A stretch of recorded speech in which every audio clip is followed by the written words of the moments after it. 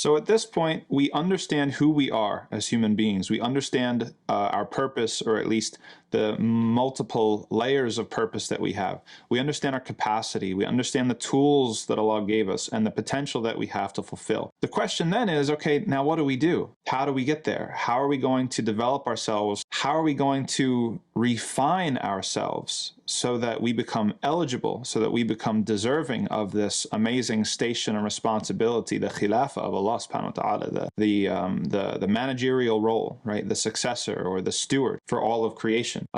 It's a process. And so the author wants us to consider what are all of the potential obstacles to embarking upon this path of reforming the self, refining the self so that we can get there. And one of those obstacles sometimes is getting too busy with the faults of others, trying to focus too much on reforming other people. So the importance of focusing on yourself and reforming the self before you start to try to be a guide for others or reforming others is because, as Sheikh Abdullah used to tell us in Medina, a sick doctor can't heal anybody, right? If somebody tries to go fix somebody else, then if you're sick, if you have disease, you might end up spreading your disease to the other person. And that doesn't hold true for every single situation. It doesn't mean you have to be absolutely perfect before you start giving advice or helping anybody. But let's just say that the temptation and the usual scenario is that people become so busy concerning themselves with other people's faults and problems that they neglect themselves. And this is something Allah blames us for in the Quran. Allah says, are you going to command the people to do something that you yourselves don't do? Right? And then in Surah As-Saf,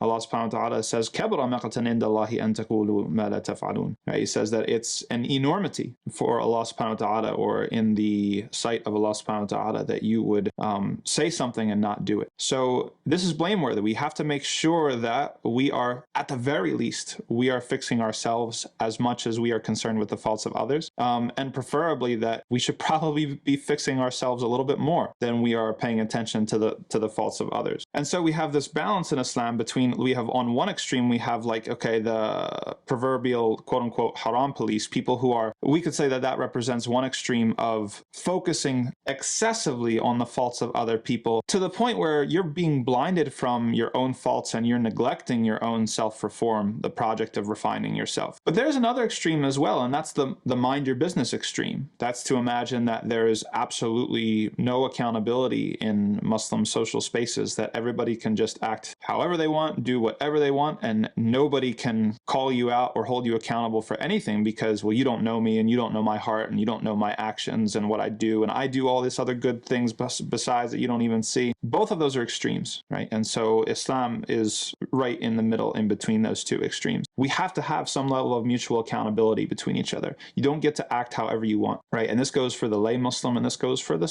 scholars and the dua and the big speakers and stuff like that, right? You don't get a pass. You're going to step out of bounds sometimes. I'm going to step out of bounds sometimes. I'm going to do something wrong. I'm going to say something I shouldn't have said, or get involved maybe in something I shouldn't have got involved in. And I've got to be ready for people to hold me accountable. That's just what it is. It comes with the territory. I can't be all allergic to people, telling me, well, you shouldn't have done that, or you shouldn't have done that. It comes with the territory. At the same time, everybody needs to understand that their primary responsibility in this world is reforming yourself, right? It's like, it's actually, the shaitan doesn't care if he drags you down to the left or he drags you down to the right. If he can get you busy with the dunya, he'll get you busy with the dunya. And if he can get you busy with worrying about other people's faults and, these people over here, they do that and they do this and they do that.